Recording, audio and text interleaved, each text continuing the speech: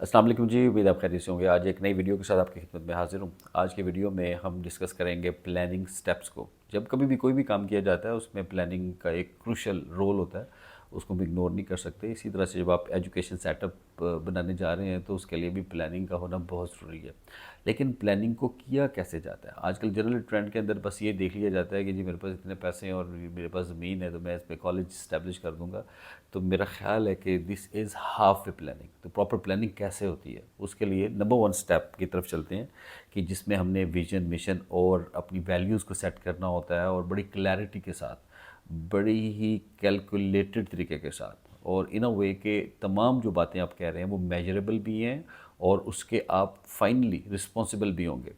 तो उसके बाद जब आप नेक्स्ट स्टेप की तरफ चलते हैं तो आपके लिए काफ़ी आसानी हो जाती है। तो लिहाजा पहला स्टेप विज़न, मिशन और अपनी वैल्यूज़ को बड़े क्लियर तरीके के साथ आपने इस्टेब्लिश करना है। अब हम जब मूव करते हैं सेकंड स्टेप की तरफ, तो सेकंड स्टेप आ जाता है जिसमें हम मार्केटिंग रिसर्च करते हैं। अब मार्केटिंग रिसर्च के हवाले से भी एक ट्रेंड है जी, अच्छा जी वहाँ पे जी आजकल बहुत ज़्यादा डिमांड है जी एजुकेशन की, तो हमें एक इस्टेब्लिश कर लेना चाहिए इंस्टीट्यूट। तो लो जी चलें जी फ़ीस हम बच्चों से लेंगे और इस तरह से हमारा काम आसान हो जाएगा। I think so this is very wrong approach. अगर इस अप्रोच के साथ जाके अब अपना कोई भी एजुकेशन सेटअप बनाएंगे तो वो लिख लें, that would be the failure. तो अब प्लानिंग स्टेप्स में रिसर्च ऑफ द मार्केट कैसे की जाती है, उसमें सबसे इम्पोर्टेंटली आपको ये देखना है कि आया कि जो एजुकेशन सेटअप आप लगाने जा रहे हैं वो डिमांड है लोगों के साथ। आप सर्वे करके जान सकते हैं वहाँ पे जो डिफरेंट स्कूल्स हैं, कॉलेजेस हैं, यूनिवर्सिटीज़ हैं, उनके प्रोफेसर्स, उनके स्टूडेंट्स से आप एक सर्वे कंडक्ट कर सकते हैं। उससे आपको ढेर सारी जो जानकारी हासिल होगी जो कि आपको हेल्प आउट करेगी ये जानने में कि आपको अगर एजुकेशन सेटअप बनाना है तो वो किस किस्म का होना चाहिए और उसमें क्या आपको स्पेशल या डिफरेंट करना चाहिए ताकि वो आपके कंपैटिटर से थोड़ा सा डिफरेंट हो। तो इसी तरह से हमें अपने कंपैटिटर्स को स्टडी करना पड़ता है। उसके बाद हमें ये देखना पड़ता है कि वो क्या प्रोडक्ट्स को बेच रहा है और वो किस प्रॉब्लम का सलूशन लोगों को दे रहा है। तो हमें किस प्रॉब्लम का सलूशन और किस लेवल पे जाके देना है, तो उसके लिए फिर आप मिलते भी हैं, देखते भी हैं, फिर उसकी कॉस्ट का भी अंदाज़ा लगाते हैं। तो इसी तरह से मार्केट रिसर्च में हमें देखना होता है कि प्राइसिंग क्या है, फ़ी पैकेजेस क्या चल रहे हैं। फिर उसके बाद आपने टीम देखना होता है कि यहीं से आपको अवेलेबल हो जाएगी या आपको आउट ऑफ सिटी या बहुत दूर से लानी पड़ेगी। तो ऑटोमेटिकली जब आप दूर से अपनी टीम को अपॉइंट करके लेके आएंगे तो आपको ज़्यादा कॉस्ट पे करनी पड़ेगी और अगर वहीं लोकली आपको मिल जाती है तो ऑटोमेटिकली आपकी कॉस्ट कटिंग होगी और आपको काफ़ी ज़्यादा बेनिफिट्स हो जाएंगे। और इसी तरह से हमें फर्दर ऑन ये देखना होता है कि जो आपकी यहाँ पे जब आप बनाने जा रहे हैं तो यहाँ पे स्टेटस क्या है जो आपकी एजुकेशन का, क्या लोग फिर भी प्रीफर करेंगे इस इलाके को या यहाँ से दूर जाके जो है एजुकेशन लेना पसंद करेंगे, and so on. These are the things which you have to think while making marketing research for the project. तो लिहाजा मार्केटिंग रिसर्च के बाद हम थर्ड स्टेप की तरफ चलते हैं। This is also very important. Marketing research कर ली और आपने डिसाइड कर लिया कि सारे के सारे इंडिकेटर्स आपकी फेवर में जाते हैं कि वो आपको एजुकेशन इंस्टीट्यूट यहाँ पे बनाना ही बनाना है। तो फिर आप एक बिज़नेस प्लान मुरतब करते हैं, एक ऐसा डॉक्यूमेंट मुरतब करते हैं जिसमें आप तमाम जो इम्पॉर्टेंट एस्पेक्ट्स होते हैं जिसको नोट डाउन करते हैं। यानी कि उसमें आप सबसे पहले तो ये भी देखते हैं जी किस प्लेटफॉर्म से हमें अपने कॉलेज को बनाना है और कितने पार्टनर्स के साथ मिलकर बनाना है, कितनी इन्वेस्टमेंट उसके अंदर चाहिए होगी और उसके अंदर कौन कौन से प्रोग्राम आपने लॉन्च करने हैं। उन प्रोग्राम्स के हवाले से आपको इंफ्रास्ट्रक्चर किस किस्म का चाहिए होगा, इंफ्रास्ट्रक्चर पे कॉस्ट कैसी होगी, इंफ्रास्ट्रक्चर कैसा चाहिए, लीज पे चाहिए, पर्सनल चाहिए, ओन चाहिए। और इसी तरह से फिर आपको अपनी टीम कितने लोग चाहिए होंगे, कितने स्टूडेंट्स का टारगेट आप सेट करने जा रहे हैं, उसी के मुताबिक आपका साइज़ ऑफ बिल्डिंग बनेगा, साइज़ ऑफ टीम और साइज़ ऑफ फैकल्टी बनेगा। कौन कौन से सब्जेक्ट्स आप ऑफ़र करने जा रहे हैं और सब्जेक्ट की बेसिस कि आपको ये तय करना पड़ेगा कि कौन कौन सी लैब बनेगी। और इसी तरह से फिर आपको वो स्ट्रक्चर देखना है कि मुझे किस किस्म का स्ट्रक्चर चाहिए। फिर उसके बाद आप अपना करिकुलम जो आपने वहाँ पे सर्व करना है वो क्या होगा। और इसी तरह से आपको ये प्लान करना है कि आपने कितनी गवर्नमेंट जो बॉडीज़ हैं उनके साथ अपनी कंप्लाइंस करनी है, उनसे एफिलिएशन और रजिस्ट्रेशन करवानी है। और इसी तरह से आप अपनी फाइनेंशियल मैनेजमेंट को भी बिज़नेस प्लान के अंदर ऐड करते हैं कि आप कितनी इनकम को एक्सपेक्ट कर रहे हैं और आपकी इन्वेस्टमेंट कितनी है और दरमियान में आपको फंडिंग के कौन कौन से रिसोर्सेज होंगे। तो ये एक बड़ा ही कॉम्प्रिहेंसिव का बिज़नेस प्लान होता है जिसमें आप डेडलाइंस भी ऐड करते हैं, जिसमें आप रिस्पॉन्सिबिलिटीज़ भी ऐड करते हैं। तो एक जब ये प्लान बना लेते हैं तो उसके बाद फिर आपको काफ़ी जो है वो चीज़ें बड़ी ऑब्वियस और ट्रांसपेरेंट नज़र आना शुरू होती हैं, जिसकी बेसिस के ऊपर आप डिसाइड करते हैं ले जी हम अब चलते हैं अपने इंफ्रास्ट्रक्चर की तरफ और उसकी कॉलेज या स्कूल की बुनियाद रखने की तरफ।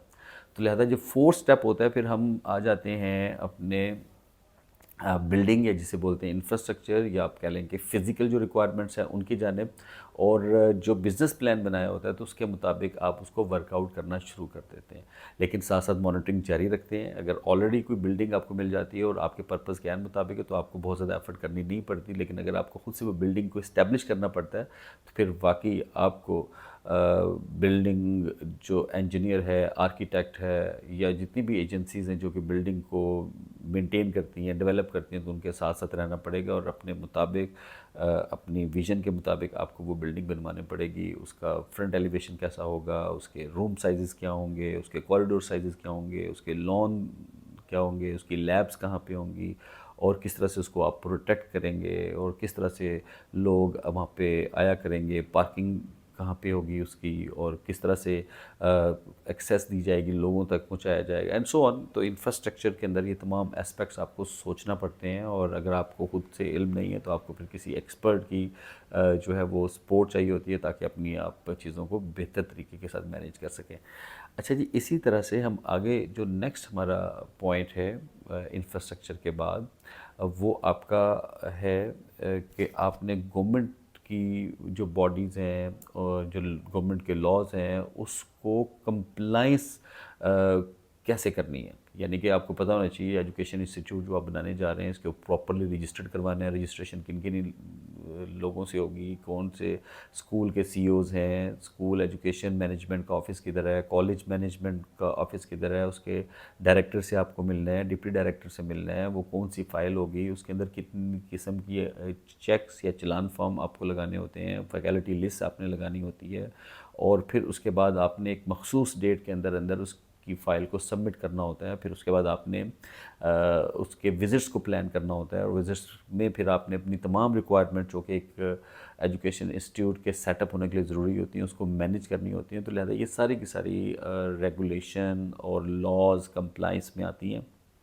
फिर इसी तरह से फाइनेंशियल डिपार्टमेंट्स हैं, उनसे भी आपको एनओसीज़ लेने होते हैं, बिल्डिंग डिपार्टमेंट से एनओसीज़ लेने होते हैं, और भी इस तरह से ढेर सारी ऐसी बॉडीज़ हैं जिनसे आप एनओसीज़ लेने के बाद अपने एजुकेशन सेटअप को वहाँ पे डेवलप करते हैं। तो ये वो 5 स्टेप्स हैं जिसको आपको before establishing, before building, before developing anything आपको पेजेस के ऊपर लिख के ब्लैक एंड वाइट रख लिखना पड़ता है, उसको सोचना पड़ता है, और पूरी की पूरी ऑर्गेनाइजेशन को इमेजिन करना पड़ता है, और फिर उसके अंदर डिफरेंट ऑपरेशंस को इमेजिन करना पड़ता है। ये this is all happen in the planning process. तो इसलिए प्लानिंग को हम इग्नोर नहीं कर सकते, और जहाँ पे प्लानिंग नहीं होती वहाँ पे डेली बेसिस पे नए डिसीजंस होते हैं, नई सिचुएशंस होती हैं, वहाँ पे टैकलिंग सही नहीं होती। तो ऐसे जो इंस्टीट्यूट्स होते हैं उनका कोई फ्यूचर नहीं होता। वो 2 माह, 4 माह, मैक्सिमम 1 साल, उसके बाद वो कोलैप्स हो जाती हैं। तो लिहाजा जब आप अपनी ऑर्गेनाइजेशन बनाने जा रहे हैं तो प्रॉपरली प्लानिंग कीजिएगा, और ये प्लानिंग के जो 5 स्टेप्स हैं मैं रिपीट कर देता हूँ अपनी वीडियो के एंड के अंदर, कि विजन, मिशन और वैल्यूज़ को क्लैरिटी के साथ बनाना, फिर उसके बाद मार्केट रिसर्च करना, फिर उसके बाद आपने बिज़नेस प्लान बनाना, और नंबर 4 इंफ्रास्ट्रक्चर, और नंबर 5 आपने जो लीगैलिटीज़ हैं या कंप्लाइंस है फॉर इस्टेब्लिशिंग द इंस्टीट्यूट उसको 100% फुलफ़िल करना।